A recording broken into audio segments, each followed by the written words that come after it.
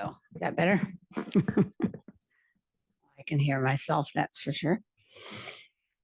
Okay, should we have the roll call? Happy to.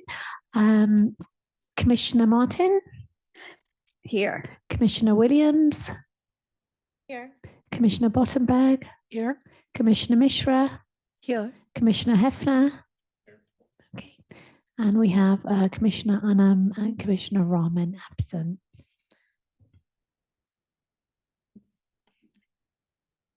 Should we stand for the Pledge of Allegiance? Can we open the door? I can't see the flag. Oh.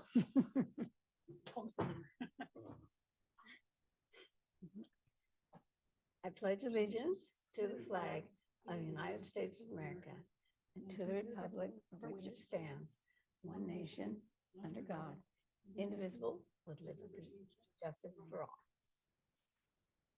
Thank you.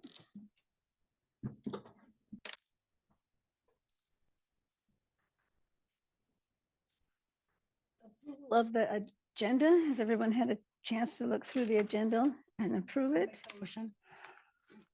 Joyce, do we have a second? Okay, thank you.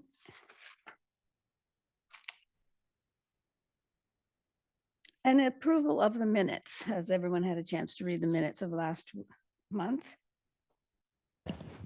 I'm sorry, Vice Chair Martin. Did What? we have a vote on the approval of the agenda? Oh, Had a yes, first we and a had a second. second. Yes. And then So we have to vote. I'm sorry. yes. So all Okay. in favor. All in favor of approving the agenda? Aye. Aye. Aye. Thank you.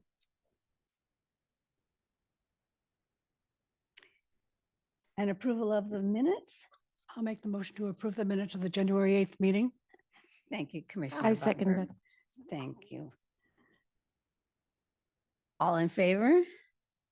Aye. Aye. Aye. Oh, okay.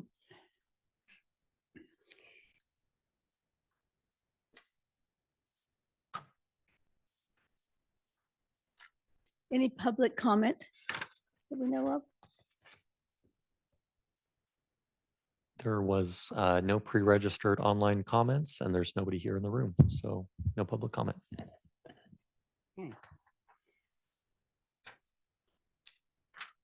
So before we move on to new business, could we have an introduction, have ours introduce ourselves since we have two new commissioners. I'll go first. I'm Mary Martin. This is, I believe, starting my third year. I think so. Anyway, and I lived in Sammamish for 15 years or so.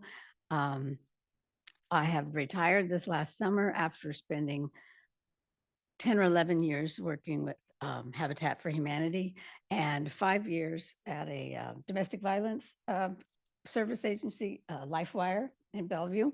So that's my experience with human services. And most of that time was in the capacity of fundraising. And now I'm retired and I spend a lot of time gardening and just having fun. Awesome, I can go next. Hi, everyone. I'm Soumya Mishra. I'm one of the newest members on the commission. It's been a couple of months. I think I was appointed earlier this year. And I work in Microsoft, very typical, as a software engineer. And that takes up most of my time. I've been in Sammamish for almost 6 years now as a resident. And I have a 3-year-old daughter that, and my job takes most of my time. So I love like squeezing time out and coming out and doing this. So this is the joy which I get out of it. Yeah. Can I just interject, Commissioner Mishra? You've been here for over a year. It feels like a couple of months. Yeah. Oh, yeah. wow. Okay, there you go. Thank you. Oh, my name is Jake. I'm just newly appointed last month. I've lived in Sammamish around 8 years. Yeah, I work for Costco corporate office in the member services department. That takes up most of my time. My wife and I just had our 4th boy. So I have a newborn at the house that I'm with baby and bonding leave now. So my 4 young children take up most of my time. But I'm just happy to be here, provide and give back to my community. Thank you. I'm Elizabeth. Wait, There you go. okay. I'm Elizabeth Williams, and like Jake, I was appointed last month. Have been a resident of Sammamish for about 3 years now. I moved over from the peninsula, so I'm currently employed at City of Seattle as a strategic advisor there. So, Welcome. Thank you. I'm Joyce Bottenberg. I've been a resident since 1986. This is my 10th year on the commission. I started with the task force way back before the Burke study and the needs assessment and all that good stuff. I worked in nonprofits for about 35 years in typically program development, management, and Mary fundraising. Got to do it. Okay, thank you. So on to new business. We are going to have an election of our new chair and vice chair for the coming year. Our process is here in the memorandum. So we need a motion to elect a chair and vice chair, and that's on the agenda. Do we have any nominations? Mary, are you willing? Yes. I nominate Mary Martin. I nominate Mary too. Thank you.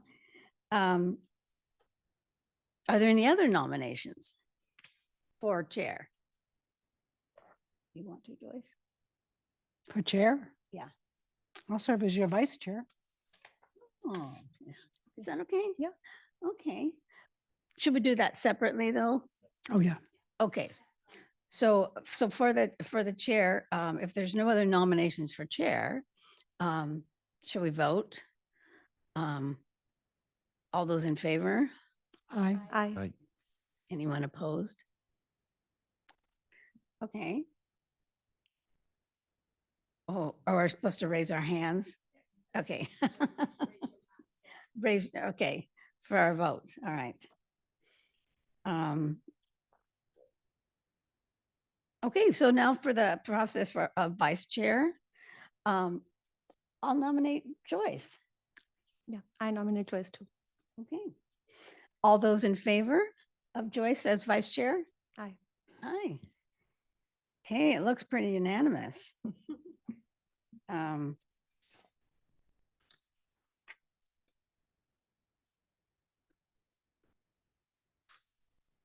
So there we have it. I'll be the chair for this year, 2025, and Joyce will be our vice chair. So I think we're in good hands with Joyce's expertise, 10 years here. So, Congratulations vice to both chair. of you. thank you. I've never been vice chair. Oh, good. I've been chair, but way back. Okay. All right. Great. So then, next new business is reviewing the bylaws here in our packet.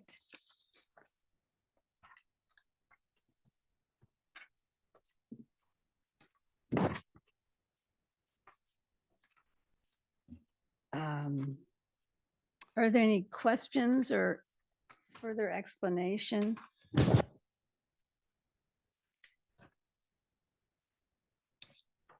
Chair and vice chair will serve for 1 year. Rita, do you want to run us through it for us? So yeah, I mean, like it's quite self-explanatory. We've got different articles, members, purpose. I think Article 3 really points to the responsibilities. Article 4 is about the officers and their tenure, and then the election process. And then Article 5 covers meetings and special meetings that are outside of our regular meeting schedule. And then we also say that we're going to provide an agenda for each meeting ahead of time, and that we have minutes and records, and that also public involvement is, we're always open to public comment, either virtually or in person. Conflict of interest. So I think, going forward, like I think particularly when it comes to reviewing grants, if there's like a nonprofit that you are part of or have been part of, it's always good to declare, and so you can recuse yourselves from that discussion. Article 7 just does the order of business. Then we talk about attendance and then recommendations, and that we're going to review annually the bylaws. And then we also have a code of conduct. So yeah, you please take a look and let's see if if there's any questions or if you want to amend anything. I'd just like to clarify, we get the reading materials in advance with the agenda and the minutes.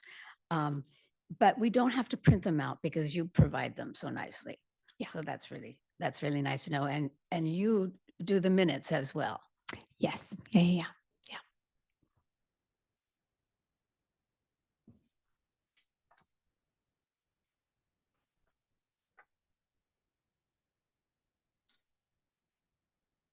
Okay, is there any questions about? Is it like once a year we get a chance to make any amends to this, given Yes. that we have the new chair and the vice chair? Yes. So So- like every like February, we'll always, as a commission, you will always look at the bylaws and ask questions or amend, or these are your bylaws. So yes, so Got you it. get to review them every February. And what's the process to make an amend? I'll Is pass it over just- to Mike. Yeah, so we would just discuss what the amendment would be, and if the commission is in agreement that that's something that you want to make to your bylaws, then staff would go back, make the changes using track changes, and then come back at your next meeting for consideration of approval. So we review it tonight, and then we bring it back at your next meeting for approval, regardless of if you have any changes or not, just so that we have the formally approved bylaws ready to go for the year. Thank you.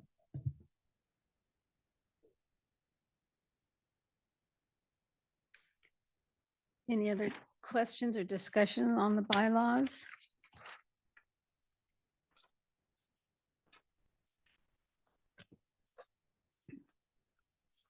Move to accept the bylaws as submitted. I second that. Everyone in favor?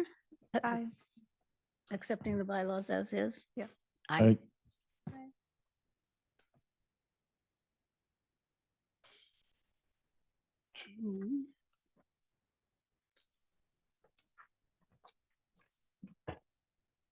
Well, the next thing on our, under new business is our commission orientation presentation.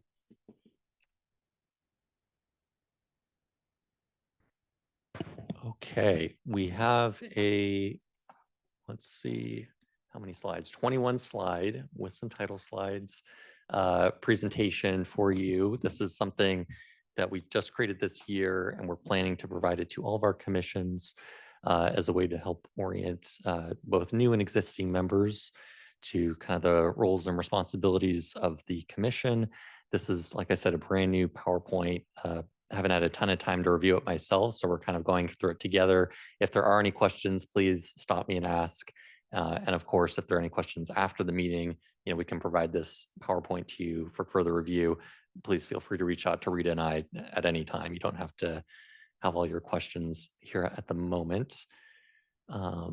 So I accidentally turned on captions for the video. Let's turn that off. Okay, so this is the city's organizational chart. We don't have to go through every one line by line, but you can kind of see that the citizens, or the residents of Sammamish are kind of at the top of the chart. They elect our city council members. The boards and commissions, of which the Human Services Commission is one of them, acts as an advisory body to our city council. We'll talk about that in a moment. City council has responsibility for managing the city manager. That's their one employee. that is Scott McCall. The city manager is responsible for carrying out council's policy direction. So he's provides that direction to all of our department directors, which are listed in the boxes there at the bottom. We're also what's known as a contract city. So we do contract out for many of our services, big ones being police, fire, and criminal justice services. And the next slides kind of talk about that. So we do, like I said, we're known as a contract city. Our city attorney is on contract with us through Ogden Murphy Wallace, although functionally she acts very similarly to a staff member would. Fire is provided through Eastside Fire and Rescue. It's a consortium of cities who've joined together through an interlocal agreement. So Sammamish, Issaquah, North Bend, I believe Carnation, and there's Woodinville recently joined, and some fire districts are part of that. Solid waste, as you all know, Republic Services. Our police are actually through contract. We contract with the King County Sheriff's Office. So technically all of our officers are King County Sheriff's deputies, but we brand it in such a way that that may not be immediately obvious to everyone. And our criminal justice services, we don't have our own court. We contract with King County through municipal court, the Issaquah jail as well, prosecutor, public defender, all those types are via contract.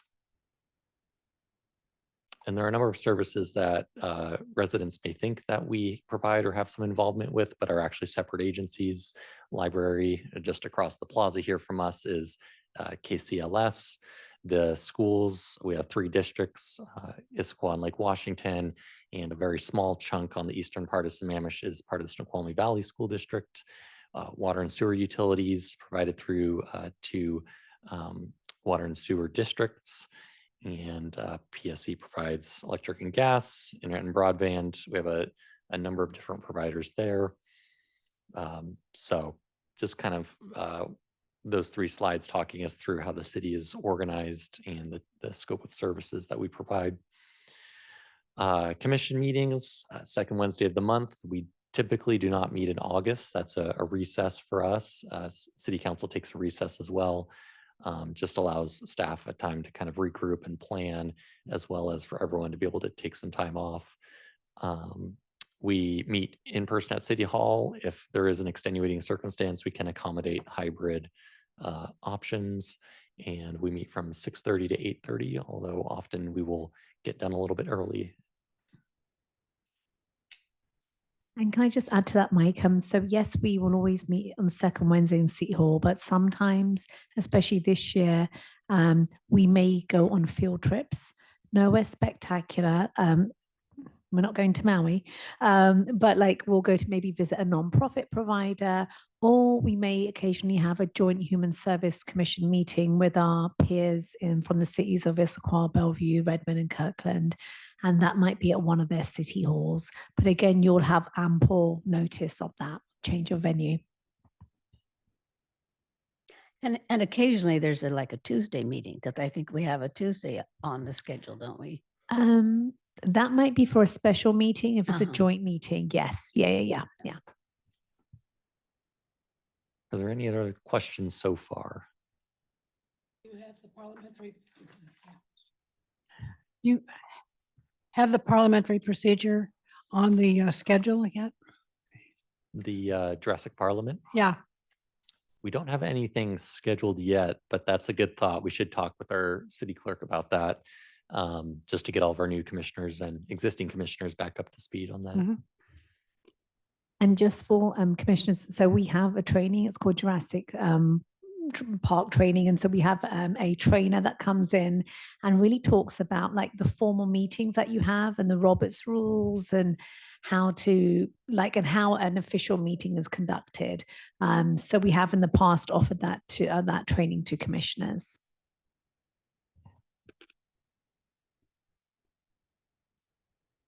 Okay, big picture, commissions are advisory to the city council. So you all are bringing in new voices into their decision-making process and really allowing for a deeper level of review than they would be able to accomplish there's so much that comes to city council. They can't often dive into the weeds and consider certain plans or programs. So they delegate out that work to their commissions, who can spend the time and come back to them with a recommendation for them to consider. The commission's work plans, this commission and all commissions are really directed by city council's policy direction. So we take our direction on what we work on from them primarily. Commissions do not have budgets, nor the ability to direct city funds or staff. That's really the city manager's responsibility, is for staffing the commissions with staff liaisons, such as Rita and myself, as well as the daily work priorities of staff. You have a number of opportunities as a product of being on this commission.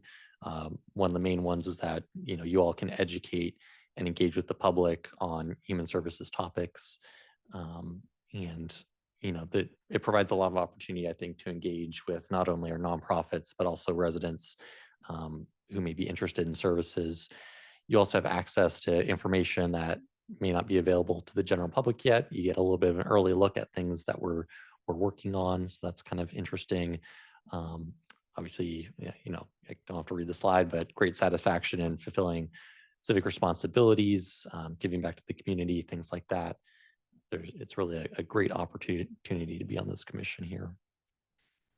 So for effective commissioners, these are some of the things that you'll want to consider. Obviously, when possible, attending all of the regularly scheduled meetings, being prepared, reading any packet materials that we provide ahead of time, recognizing that the public is our top priority and that we operate in an open and transparent manner. And some of our following slides here will touch on that more, about our Open Public Meetings Act and the Public Records Act, which are state laws that govern those two items. Effective commissioners will also actively participate in our group discussions. Our chair will do her best to engage everyone and make sure everyone has an opportunity to weigh in when topics are being discussed. Review all the available evidence before making a judgment, recognizing that the group dynamics are such that compromise may be necessary to come to a decision. And not all the times we're going to have a unanimous decision on the commission. There may be some dissenting members, but that's okay. The will of the commission is what matters at the end of the day. We advise working as a cohesive group with all the members. An important point here is that individual commissioners, when they go out into the public, if they're speaking to whoever it is, the press or what have you, that they don't speak on behalf of the commission unless the commission has given consent to do that. You can speak, of course, we're not limiting your speech as an individual. It's just when you're speaking on behalf of the commission, to make sure that you get the consensus or the consent of the commission before doing so. And like we talked about, please ask questions. That's the best way to, sometimes the best way to get up to speed. Okay, open public meetings. We have a state law called the Open Public Meetings Act. It's RCW 4230, and that governs all of our meetings from council down through our commissions. It requires that all of our meetings be open to the public. And when we talk about governing body, what that includes is any multi-member council, commission, or policy or rulemaking body. A meeting occurs under the OPMA when we have a quorum of one of those groups. So for our 7-member commission, a quorum consists of 4 members.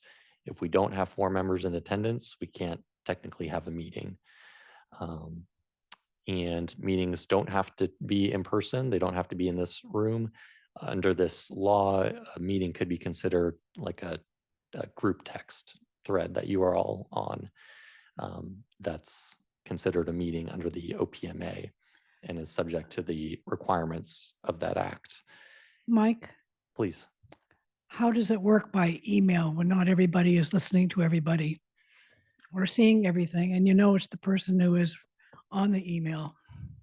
Yeah, That's one of the big issues that I'm dealing with in another area, is that you need to speak to or see the people that are making the motion and making the votes. I don't know how the email works, and the state has not been clear on that. It tries to avoid answering the question about having meetings by email.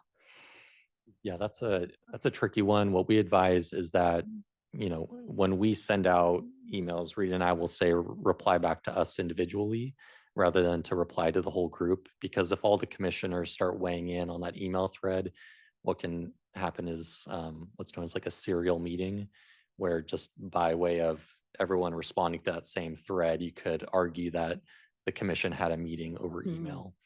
And so whenever we're requesting feedback from you, we'll typically ask you to respond individually without CCing the rest of the commission.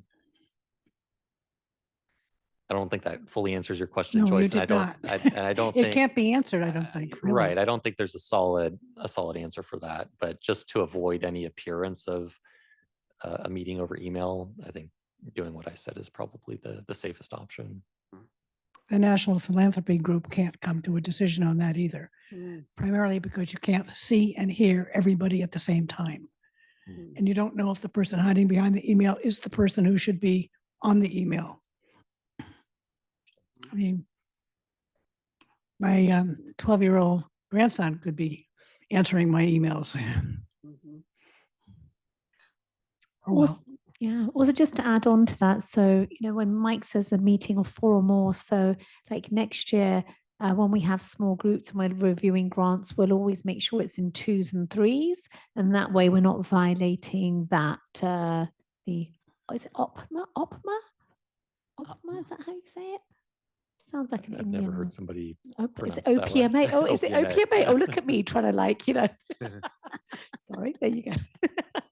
That's a great point. So individual commissioners you can meet with each other in groups of 2 or groups of 3. That's not considered a meeting. But once we hit that 4th and we're talking about city business with 4 or more members, then it needs to be open to the public. It needs to be publicly noticed so that community members know to show up, things like that. So I don't want to prevent you all from talking to each other. That's not the issue here. And also, like when if you're not meeting here, if we're going to a nonprofit or if we're going to another city hall, we have to publicly notice that so that everybody knows that Sammamish Human Services Commission is in Redmond Town, city centers, town hall, or the commission's at this nonprofit. So they have to notice it because anyone from the public can come wherever you guys are going as a commission. And how is that public notice done? Since we It's don't through get the Seattle. newspapers anymore. Oh, it's through the Seattle Times. So I know we do our due diligence, but Yeah, so the legal requirement in the city's code is that we publish it in the Seattle Times. I know I've caught you on that. When we made an update to the commission schedule. Yeah. Yeah. So it's the newspaper of local circulation or something like that is what the code says. And since we don't have a local newspaper, we publish in the Seattle Times, but we'll also put it up on the city's website. There's an event calendar on the main page. So we try to keep that updated as well. Okay, if there are no further questions, that's just the summary slide of the OPMA. Here's some definitions, kind of like we talked about. A meeting is any meeting at which the public agency takes action. Physical presence not required, as we talked about, can be part of potentially an email thread, phone conversation, action in terms of, so action could be anything. It's a transaction of official city business of the public agency. It includes testimony, deliberations, discussion. So basically, we just like to use the term city business. So if the commission's considering city business, then that's considered action. Basically, if you're talking about anything related to the city or its business in your capacity as a commissioner. We talked about quorum. Why it matters. There are some penalties in state law for violating the OPMA, $500 civil penalty if you knowingly attend a meeting that's in violation of the OPMA. If you take action at a meeting that hasn't been noticed but should have been, it can be declared void. So anything that we do in violation of the OPMA can be stricken. But benefits, obviously, which is why the state implemented this, is that it increases transparency for the public. It allows them to participate in our public process, attend our meetings, and just be a part of the decision-making process. Okay, so that's public meetings. The other side of state law is the Public Records Act. And this basically requires that all the records that we produce as a city be maintained and be made available to the public for inspection upon request. So public record is extremely broad. It's any document in any format related to city business. So it could be notes that you're taking up there on the dais as the meetings are going on.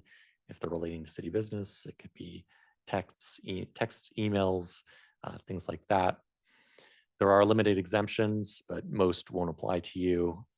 We can't withhold records from the public if it's embarrassing. So just be aware that anything you put in email, anything you write down related to your work as a commissioner can be made available to the public.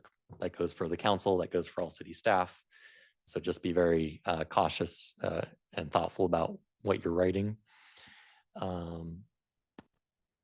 It applies to whether you're using a city-owned device or your own private device or account.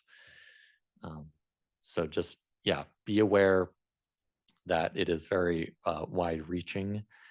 A request can be made by the public for these records. And like I said, it's virtually anything that you create, use, or maintain as part of your work with the city. Paper records, electronic records, photographs, audio recordings that could include like a voicemail that you leave for somebody if you're talking about, you know, two commissioners call each other and they're talking about city business, they're leaving voicemails, social media posts, text message, and any other medium that you can think of. And just sort of like adding on to that, sort of like, so anybody from the public, so we have, you know, public records where people will just email, and anybody from anywhere can say, I want Rita Bard's emails to Joyce Bottenberg for the last 5 years, and we have to, so we have someone that will go through and then pull all of that, and then, you know, and they don't have to say why they want it. Anybody's able to ask for anything. So it's kind of very strange, but it's just part of, yeah, public records. And Is that exclusively our commission email? if you are speaking about, if you are in your personal email talking about commission business, then potentially your private email is subject to public records. Yeah.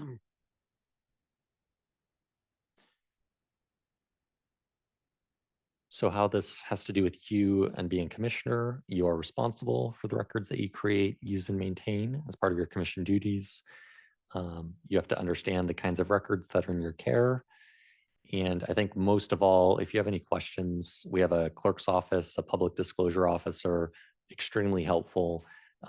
They can help you identify, plan, and organize your records in a way that helps you to manage those.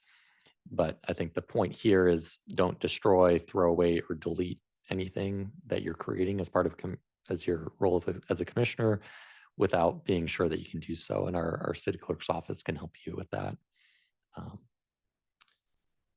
Again, similar to the OPMA, why you should care.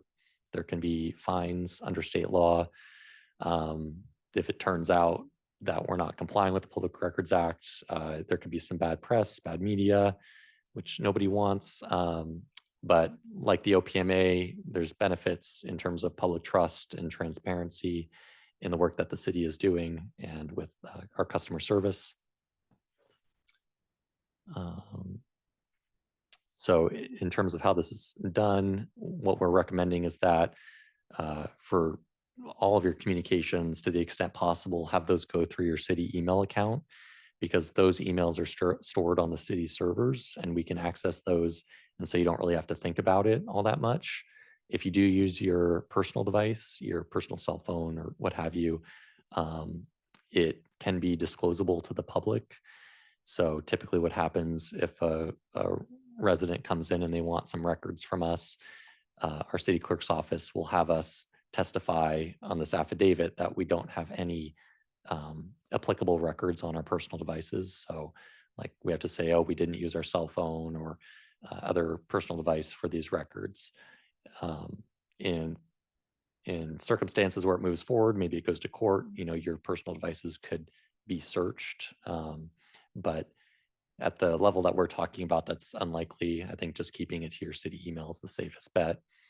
And when you're communicating, even through your city email, there's responsive records and there's not responsive records. So responsive records, the ones that we have to supply, would be things that relate to city business, like we talked about. But non-responsive records, things like just transitory emails asking, you know, what time is the meeting starting, or things like that, we don't necessarily have to keep or provide, or personal information, we don't have to really keep or provide. But when you mix city and personal, like this example here on the screen, we can't just take out the city business and provide that and then withhold the personal. So when you're communicating, just be aware that if you were to say something like this, I'm going to be late for tonight's meeting because I have to take my dad for an appointment regarding his cataract surgery, and then you say something city business related, voice my concerns about recycling rates, we provide the whole record, not just a partial record. So it's really just, yeah, keep being mindful about separating your personal and your city records. What information is exempt? Less than you'd think. We're one of the most transparent states when it comes to public records laws. Does that mean that all city records are disclosable to the public? Yes, there are some exemptions. Exempted content is typically blacked out by our legal department, who reviews public records requests before they go out to the public. And it's best just to assume that the records will be public and to use good judgment and caution when creating them. And that bold at the bottom, it's a good rule of thumb to live by. If you don't want everyone to see it, don't create it. Last slide here. I think most of this we've already covered. The takeaway points: just be mindful of the records that you're creating, even on your personal devices and accounts, if they relate to city business. We maintain all emails, even if you double delete your emails, like you go into your deleted inbox and you delete them again, they're still stored on our servers. And again, talk with Rita. She'll connect you with our city clerk's office. If you have any questions, they're happy to help. And yeah, I know that's a lot of information and it may sound daunting, but in reality, it's not as bad as it sounds. That's our quick orientation for you all. Did you have any questions about anything that we covered? Well, I had a question about when we create our own records, like when we are reviewing all of the grant applications. You know, some of us take notes, make our own spreadsheets. That's included as creating a document. Correct. So how do we need to get that to you, or just be aware that it can be requested? I think, yeah, maintaining those records so that, you know, if a request for those records did come through, that you'd be able to access them and provide them to our staff that handles those, I think is a good option. But you can always forward them to Rita and we'll make sure that we store those too. But I don't think there's a requirement necessarily that you have to forward those to staff. Okay, Mhm. interesting. I have 5 years of grants in my file cabinet, So you, all with my notes on them. I uh-huh. don't think you really want them. I don't think anybody else really wants them. Well, they're available if somebody wants them, right, Joyce? So yeah. And that includes when we say rotate off the commission, we're still saving them. Is that right? Yeah, It that's right. follows you. Yeah. Yes. Even Huh. if you're no longer a commissioner, those records are still, we still have a retention schedule that we have to keep those according to. Mhm. So if you are rolling off, maybe best just to dump all your files onto SharePoint and send them over to us. Interesting. It's a lot of storage. We have a vendor called Iron Mountain, and I think we have something like 1,500 boxes that we store with records, and we're trying to lower that number. That's hard copy. And that's just the hard records. Uh-huh. We have probably several terabytes of digital records. Wow.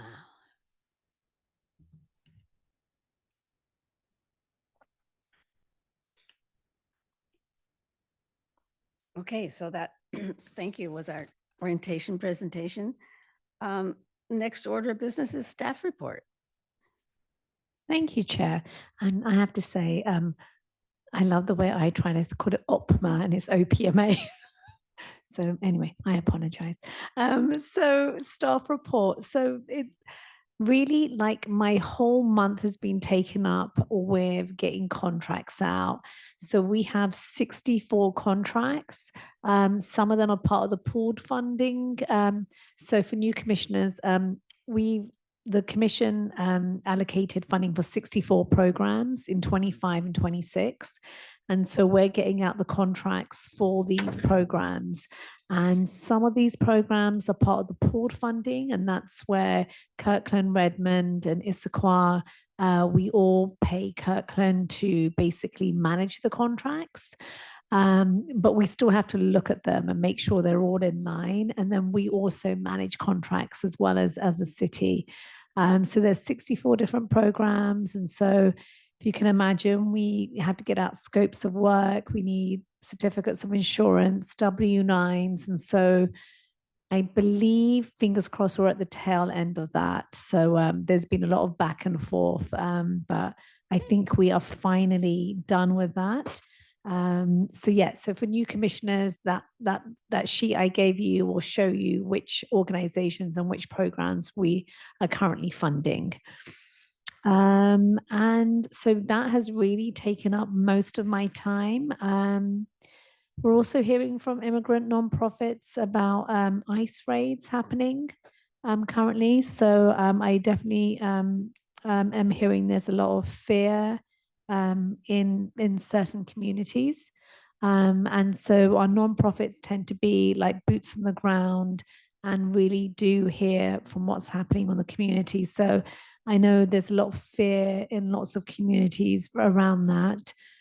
So, we're making sure we're in constant communication with our nonprofit providers on that. And what else? And I met with the executive director of Lake Washington Schools Foundation. There's lots of staffing changes happening, but they all seem to be, I think they've got new staff on board.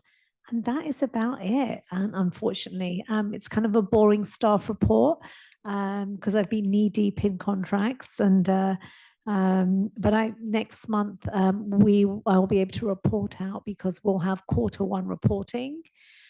Actually, will it be? No, it will be in April. So we get quarterly reporting from all our nonprofits, and so I'm able to tell you as a commission what's happening there, and if there are certain organizations that aren't meeting their deliverables, and give you a bit more of a deep dive there.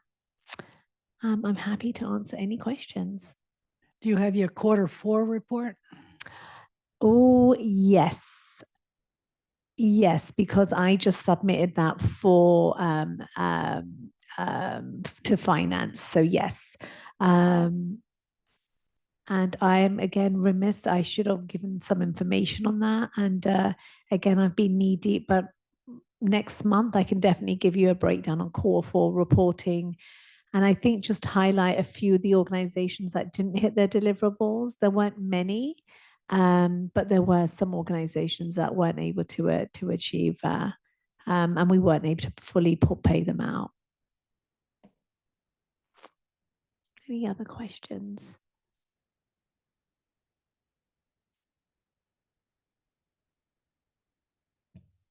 When you said fully pay them out, so in that case, they receive partial payment?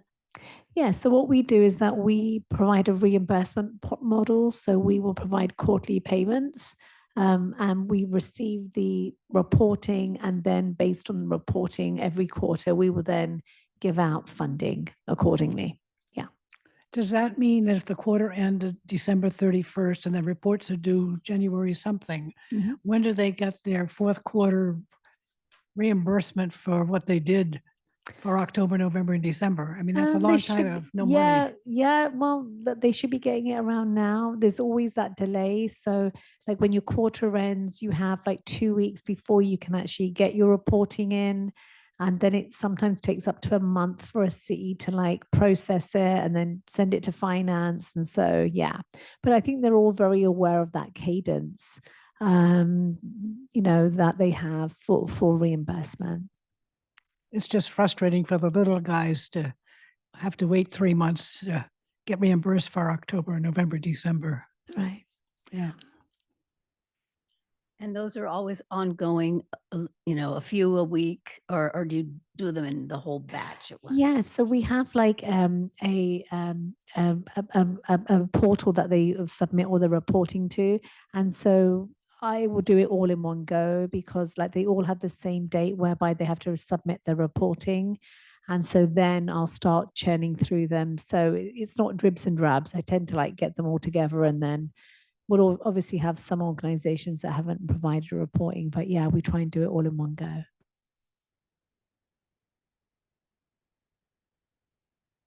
Any other questions? Are there any commissioner reports? Why do you look at me? Well, because January was a horrible debris picking up month. February is, those windstorms really did a lot of damage to our property. Mhm. And the arborist who visited a red cedar yesterday says it's an imminent risk to fall. It's on my neighbor's property. It's aimed towards the power lines and the street, and it can reach 130 feet across into another house. Mm. I can't get a tree service until March 11. It's very scary to know that it's there and we may be getting winds. Norm brought down the report to the city today just as an FYI because it would block Southeast 20th again. It's just kind of scary that there's not some quicker way to get tree service to remove a dangerous tree. It was uprooted. It's was affected by an uprooted evergreen that fell back in November 19th. And the ground around it is showing that the root structure is getting loose, that there's cracks up the tree, and they know which direction it will fall. Mm. And it's scary. Mhm. So that's been my life. That and Red Cross incident reports across the state for disaster incidents. Mhm. I do public information. Mhm. I'm Well- trying to take Tai Chi, but the weather's been too bad to have the lodge open for Tai Chi. Do they not use the lodge when it's too cold? There's been winter damage, with the snows and of course it was closed through the middle of January, but then along comes more weather to make it too cold and too icy and to be able to have the lodge open. Commissioner Botterberg, can I just sort of add to that for the new commissioners? So the commission actually fund senior programming at Beaver Lake Lodge 3 days a week, on Monday, Wednesdays, and Fridays. And I think that's what Commissioner Botterberg's referring to. And Tai Chis are on Wednesday. That's fun. I have it's kind of report and a question, because I was talking to someone, a resident in the city about, I told her I was coming to this meeting and I was on the commission and she asked, are there any programs for seniors? And I Send her mentioned, my way. I'll send her a newsletter. yeah, okay, Mhm. good. Yeah. Because she's lived in Sammamish for 40 years and she didn't know about any services. And Yeah, the information also goes to all of the faith communities. Uh-huh. And the hope is that they, circulate it among their members, family, friends, and neighbors, as I call it. Mhm. It's a problem because we don't have a local newspaper. Yes, yes. And then her question to me was, looking at senior centers, really nice ones in say Redmond and Bothell and she says, well, what is Sammamish? What is the city's plans for a senior center? And I didn't know. I don't know where it stands with the council, if it's a 20-year plan or is there such a thing? Any idea? I'm not aware of any plans at the moment to build a senior center. Mhm. Of course, there's high hope that the town center reserve space promise is that as long as we can find the money Mhm. and we can find the grants and find that, Mhm. that there may be at some time in the long distance future, a community senior performance entertainment Hmm. center. That's the wish, Uh-huh. but there it is. It's Yeah. not any conversation within the retreat that I know of. So I it didn't is, listen this year, Mike. I'm missing that. I missed the retreat. I know I can go hear it. so it is the services at Beaver Lake Lodge. Those are that's Yeah, the main uh-huh. things. And it's great because when you walk in, there's tea, coffee, and Mhm. conversation and all. And at 10:30, there is an exercise. It could be yoga, it could be dancing, could be Tai Chi. Wednesdays is Tai Chi. And at 11:30, there's another project. It could be a speaker art project. It's a fun thing. At 12:30, there's a lunch for those who wish. And at right after lunch, there's a walk and talk opportunity. Mhm. And then it's closed up at 2 o'clock. So there is something out there. Yeah. Okay, great. I It's will just give you- not big news because we can't get the big news out there. What about a newsletter or something that we could? I send a monthly newsletter. But my, there is one. The circulation is based on people who ask for it. Are you able to post it in businesses or anything? It's at the library. No, I just email it. It goes out by MailChimp. Commissioner Hefner, also this city on a regular basis will promote that. One in the newsletter that hits every household in Sammamish, and then also on social media and Facebook too. Rita, get it into the city newsletter once in a while.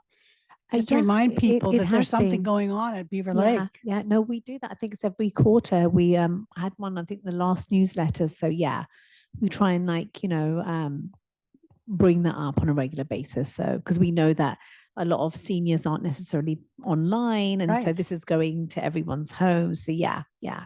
we make a point of Yeah, that. because that's the only piece of mail that definitely gets in the house. Mhm. Yeah, I had a couple of phone calls today from women who had gone to the lodge this morning with expecting to just walk in. Well, the process is to register. And if you register, you'll learn also if something is closed and there was no way to reach the people that you didn't know were going to try to walk in. There is a space occupancy issue because when you're doing Tai Chi or yoga, you can't keep batting somebody else. And because 17,000 people in this city that are over 55, and you can have at most squeezed 70 people at the lodge, and it's first come first serve. And typically, there's usually enough people who don't show so that walk-ins can be brought in, but it's lucking by golly. And if a lodge is closed because of the weather, the people who didn't register won't find out that it's not going on. So I got them on the newsletter, mailing I'll- list today. good. One of them may have been yours. I'll I give don't you her know. contact No, information. somebody told me to contact, and so she called me. Okay, well, I'll double check. Just out of curiosity, I thought Sammamish Independent is the newsletter for Sammamish City. So Sammamish Independent is really run by high school reporters, and I mean, it's not an official publication for the city. No, not as such. It's a good practice for the journalism kids to learn how to write and report. But there are some college age staff members too. But it's predominantly sports and school events. But they come up with some great features too on who's running for office and what somebody, I'm just trying to think of the most recent one and I can't think of it. So, but it only comes to those people who have asked for it to come to them. So it's the same problem. It's not coming in your front door. And, for some ages, it's not comfortable to go out and try to figure out how to find something online.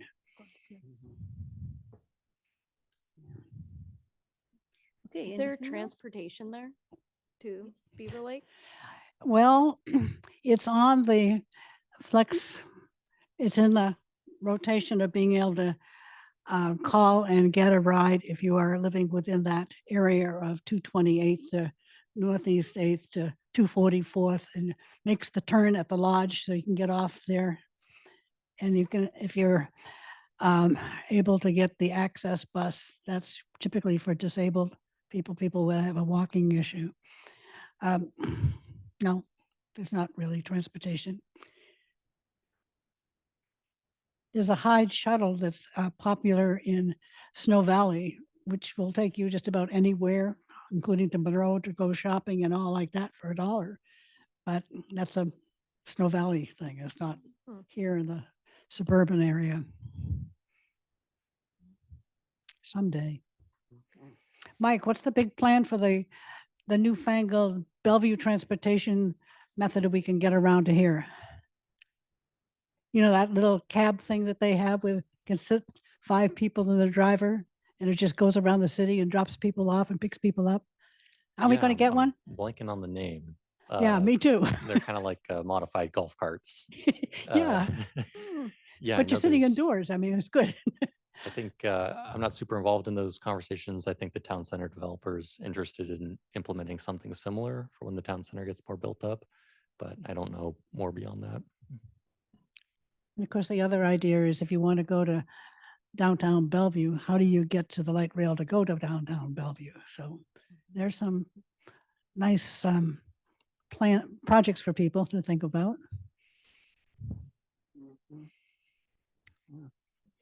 So if you want to be on the newsletter mailing for Sammamish Friends is the name of the organization. It's a 501c3 nonprofit. Just let me know. It's not just the information about the lodge, it's also about other activities in the area. Lunar New Year's pickleball, what's going on in Redmond, what's going on in Issaquah. So nearby things just to take opportunity for. And sometimes there's exciting information to make sure you fill out the survey for our King County Congress district member, council member. Okay, thank you. Next meeting agenda topics. We're having a newly funded nonprofit provider panel next month. Yes, Chair. So we thought as staff, it would be just great for you guys to actually just hear from nonprofits that are newly funded, that perhaps you want to hear more about. Obviously, you're funding them as a commission, but I just thought it would be, as staff, we thought it would be a great idea to just bring them in for a panel discussion. Yeah, so you Have they guys. already been selected? Which agencies? No, I'm going through that. Yeah. So Will it be ones that are new to us? That are Yes. just- Oh, yes, exactly. Because I feel like, you know, as a commission, you've obviously had lots of face time with more established nonprofits. So this would be a great opportunity for a new nonprofit to come, and then we'll have a panel for you guys to sort of like, you know, ask questions and deep dive into the work they do.